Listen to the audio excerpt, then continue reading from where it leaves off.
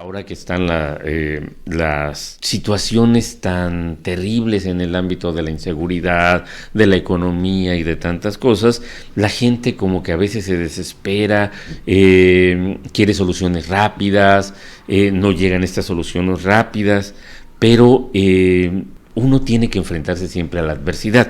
¿Qué se necesita para enfrentar la adversidad?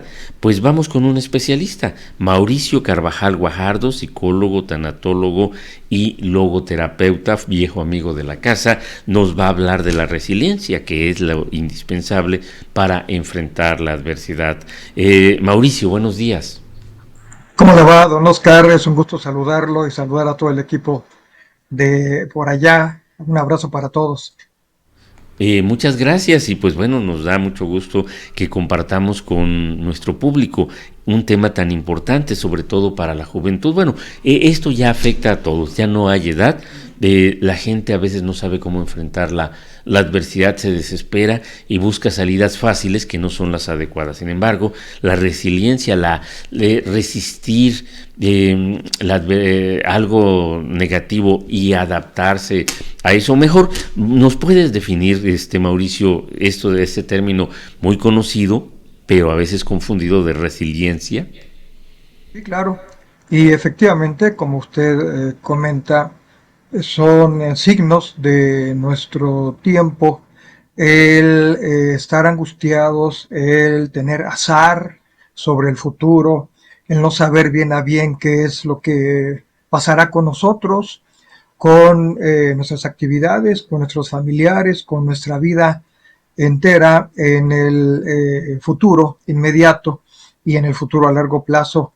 Hoy hay verdadera incertidumbre por todas las circunstancias que se atraviesan de índole social, económico, político, etcétera. Entonces, el ser humano empieza a sintomatizar, empieza a tener expresiones de conformidad con esta manera de estar viviendo la vida posmoderna, y estos síntomas le dan desdicha, le provocan un desánimo a la vida, a no querer la vida como está sucediéndose, y se estrechan los horizontes, ya no se ve más allá de lo que solo nos pasa, y lo que nos pasa no es muy favorable. Sin embargo, el ser humano tiene capacidades y capacidades naturales que a través de todos los tiempos lo hemos visto con diferentes y muchos, una gran multitud de ejemplos de personas que se sobreponen a la adversidad, incluso adversidades mucho más atroces, más cruentas, más crueles que las que podamos incluso estar viviendo. Y una de esas posibilidades humanas es lo que llamamos resiliencia. La resiliencia originalmente es un concepto de la física, y en la física hay nombres técnicos que se retoman para el comportamiento humano, porque prácticamente el ser humano es capaz de comportarse como los cuerpos físicos, y tenemos como ejemplo al estrés. El estrés es un concepto que viene derivado de la física, que es una tensión sostenida. Y la resiliencia para la física quiere decir exactamente una capacidad de resistir y de recuperarse de una presión que se esté ejerciendo. Eso es para los cuerpos físicos. Entonces, cuando se ejerce una presión, el cuerpo se puede deformar, el material del cuerpo físico se puede deformar, pero cuando se deja de ejercer esa presión, el cuerpo tiene la capacidad de restablecerse y de regresar a su forma original. Eso es en la física. Pero llevado a psicología, haciendo la analogía con el comportamiento, se ha podido observar, ya hay mucha investigación, esto ya es conocimiento, de que el ser humano que ha sido sometido a circunstancias muy extremas de vida en cuanto a su experiencia vital, tal vez negligencia, tal vez falta de oportunidades, tal vez hacinamiento, tal vez violencia, tal vez abusos, tal vez pobreza extrema, en fin, muchas formas de lo que llamamos factores de riesgo. El ser humano cuando tiene alguna oportunidad, ya sea por crecimiento, ya sea por toma de conciencia, ya sea porque ha sido apoyado, se le han dado oportunidades, puede llegar a este estado de recuperación, no obstante lo que ha vivido, y tener no solamente esta capacidad de recuperación, sino también capacidad de reconstruirse y de construir hacia el futuro posibilidades de vida. De ahí que digamos de que es un mito, al menos en la psicología, de que la persona que no fue querida, ¿no? Que tuvo pues odio o negligencia en su vida, pues no pueda amar a su vez. Una persona que no recibió algo no puede dar lo que no recibió, dice la frase, nadie da lo que no tiene. En psicología, particularmente en el existencialismo, la algoterapia, afirmamos que aunque no hayamos sido queridos, aunque no hayamos sido cuidados, como seres humanos tenemos la capacidad natural de sí querer y de sí cuidar, aunque nosotros no hayamos tenido la experiencia. Eso es resiliencia, eso es el utilizar los recursos personales que tenemos, los recursos psicológicos que tenemos para hacer la vida.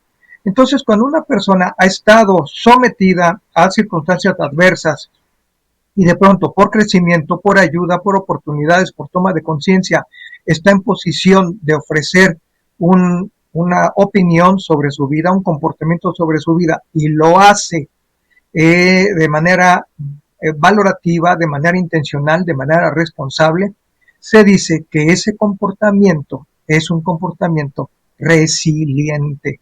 Esa es la resiliencia en psicología.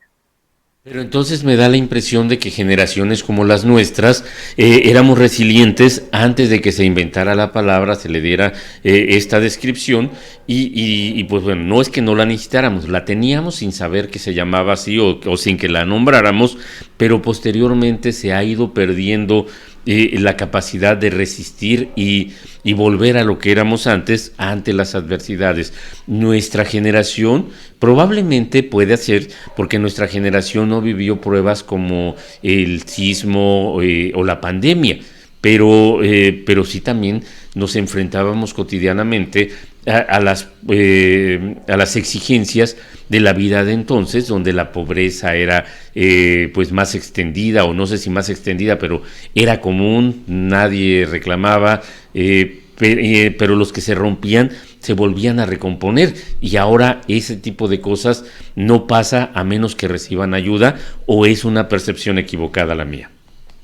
No, es correcto lo que usted dice y además está diciendo un factor muy importante que define qué es lo que pasa hoy en día. Efectivamente, las generaciones anteriores a los millennials y a estos jóvenes menores de 39 años, a la que yo pertenezco, por ejemplo, no una generación mayor, sí teníamos posibilidades de rehacernos, pues porque los valores culturales, sociales, incluso religiosos, podían darnos un sostén, ¿no? Y ante esta carencia, pues teníamos que levantarnos, ¿no? La opción es que alguien me ayudara a levantarme o que yo me levantara. Y terminábamos levantándonos porque había más cohesión, había más identidad de grupo, había más valor como familia, en fin, había otros elementos que en este momento escasean y terminábamos por sobreponernos. Somos una generación, tengo 63 años, somos una generación que sí ha respondido a las exigencias. Pero ¿qué es lo que pasa? Y aquí es donde hay un malentendido. Las nuevas generaciones, ¿por qué son menos resistentes? No porque el tipo de agresiones o carencias o faltantes sean mayores, no, sino porque es al revés, sino porque ahora hay mayores satisfactores. Y por haber mayores satisfactores, entonces se da una especie de pereza emocional. Y esta pereza emocional hace que ya no me levante por mí mismo. Bueno, pues que me levanten, ¿no? Que me ayuden. Hoy tenemos, por ejemplo, graduación escolar de kinder, graduación escolar de primaria, de sexto, de tercero de secundaria, en fin, cuando la graduación que nos tocó a nosotros era solamente la graduación de la universidad. Aplaudimos cada cosa que se hace bien, pero cada 5 segundos o cada 10 segundos, entonces estamos generando una especie de sensación de merecimiento inmerecido.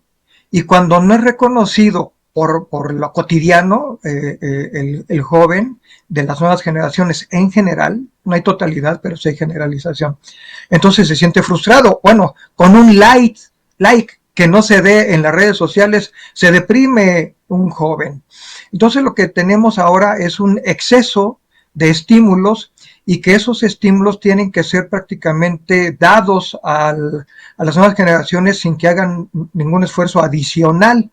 Eso genera una fragilidad porque estoy a expensas de que otro, que no soy yo, me lo dé, me lo sostenga, me lo dote, me lo provea, me dé cuando ya no hay manera de que yo lo haga como era en tiempos pasados.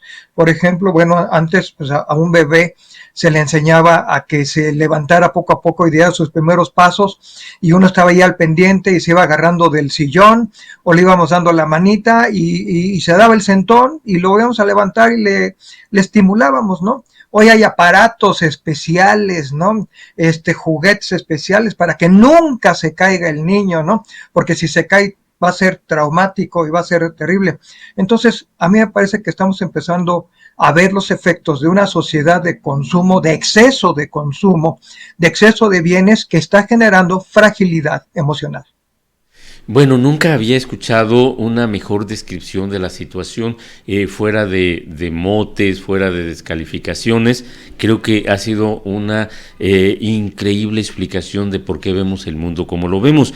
Y quienes están en ese mundo tienen que aprender a ser resilientes entonces. Sí, sí, sí, sí, sí. Se aprende, se ha descubierto, ahora hay mucha investigación en este sentido, don Oscar, y resulta que la resiliencia es una capacidad respondiente, una capacidad de respuesta a la que se le puso el nombre de resiliencia. O sea, no se inventó primero el nombre y luego el ser humano empezó a responder, sino el ser humano siempre ha respondido y a esa manera de responder se le puso el nombre de resiliencia.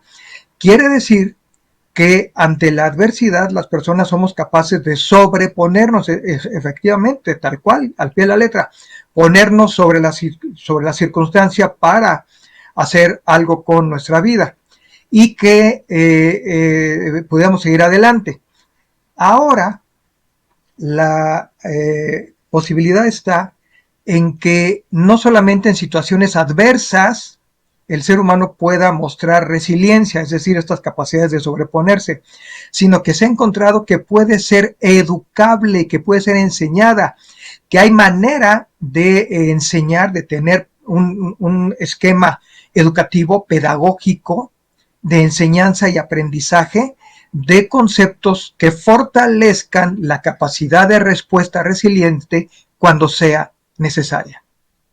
Caray, qué interesante entrevista. Pues bueno, por el momento ya el tiempo siempre nos corretea, pero no sé si haya algo más para agregar o para cerrar. Pero básicamente es eso, la resiliencia ahora se puede aprender, se puede enseñar a quienes requieren aprenderla, que ya no fueron formados o quienes ya no la traen de fábrica. Pues esa sería digamos, la conclusión. Claro, sí, bueno, sí tenemos la capacidad, pero está frustrada esa capacidad porque la persona no se mira sobreponiéndose. Y yo propongo, y muchos, y los que saben realmente proponen, que además de una educación formal, ¿no? De datos, de técnicas, ¿no? De expertez en conocimiento global, también haya materias que desarrollen a la persona. Y a esto se le llama educación existencial.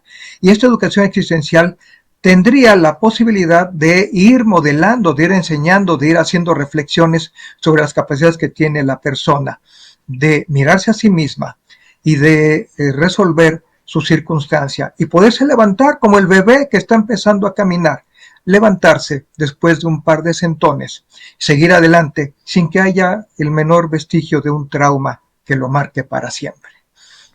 Mauricio Carvajal Guajardo, psicólogo, tanatólogo y logoterapeuta. Qué interesante. Muchísimas gracias por esta participación, en serio, siempre aprendemos algo en estas intervenciones. Muchísimas gracias. Gracias a usted, los abrazo con cariño, que estén muy bien.